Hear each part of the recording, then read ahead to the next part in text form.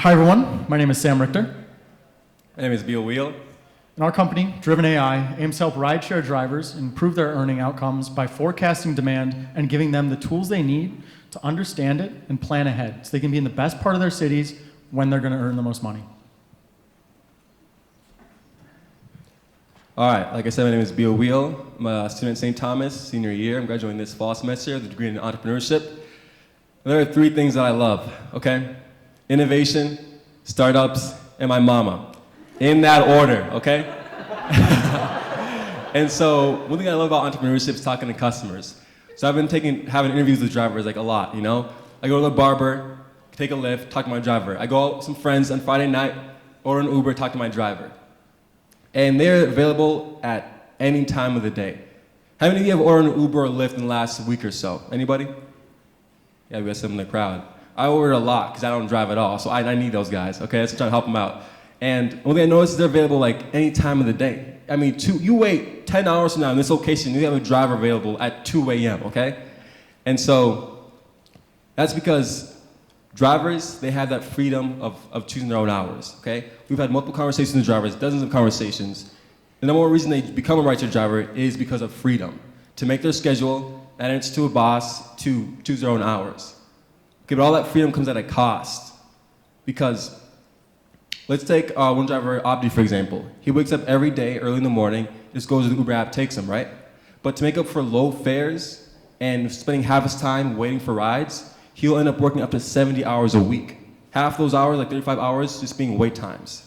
Now, all this time spent waiting in the car, just sitting in the car, means like less time with family and friends. And drivers tell us at least, higher health risks too, to sit in your car for that many hours a day. I mean, that's a lot. And so, and especially with like expenses of using your car for your work and higher gas prices, there's a lot of expenses there along with it, puts more pressure on drivers. So if Abdi wants to make more money and work less hours, he needs an extremely accurate picture of demand in the Twin Cities, minute by minute. So that's where we come in. Our goal with DryvnAI is to give drivers the tools they need to understand demand in the Twin Cities and schedule their days around that plan. So just a little bit about me. My name is Sam Richter, as I said earlier. I attended the University of St. Thomas for 3 years. Maria, I dropped out, so I'm not a current or graduated student. But right now, I'm a full-stack mobile and web developer. I've worked on teams ranging from just a couple high school students all the way up to the enterprise level, and I have a real passion for intuitive design. Right now, we're pretty early stage, so what you're going to see here is a linear demo I built out while experimenting with Adobe XD. It captures what we envision as a fully realized product with all the features that a driver would want to use and all the features that we can give them. So, let's get into it. In this scenario that I've created for us, I am an Uber driver who's just dropped off a rowdy group of kids in Dinkytown at the bar, but there's a lot of traffic. They tore down that McDonald's and they're putting up a new apartment building right where it was. It might be difficult to find parking. One of the things we want to do with DryvnAI is draw a lot of data from our drivers. One of the things where that comes in is drivers can report things. Say there's bad traffic, a belligerent passenger or too drunk at that one bar. It's a dangerous area. What we want them to be able to do is we want them to be able to send that information to our backend to inform other drivers about conditions so that they know to avoid them. Now, so I can just go in and say, no parking, it's really severe. It's pretty typical for the area, isn't it? Hit that report button. There's a lot more data that we can draw from, of course, though. A lot of open source data from weather to traffic to demographics of an area or events, and places like Ticketmaster have all that sort of data. What our algorithm does is it draws all that data in, combines it with historical and live user data, and uses it to score an individual zone that we've created, about 5 minutes across driving time, just so we're in lockstep with Uber's goal of having a ride within 5 minutes of any passenger who wants one. Now, using that rating, drivers can see that and know that that's a good spot to be in the future. Of course, we don't want to keep that just live. We want drivers to be able to know where they need to go in the future. So this starts to incorporate some of our planning features. Now, drawing in data from Timberwolves game, I made this in March, back when they were still playing. You can see that's pretty highly rated. So I'm going to set up a reminder. I want the app to remind me when I go in here, to remind me when conditions change ahead of time. So if I'm across town, if I'm in St. Paul at a Wild game or something, The app will tell me, in 30 minutes, you need to be over here, start driving over here now. So when you get there, someone's going to start picking up rides, demand's going to start increasing, and I'm going to be able to get the best pick. When notify me if price increases, demand increases, in a peak time, I hit create, and it shows up in my set reminders.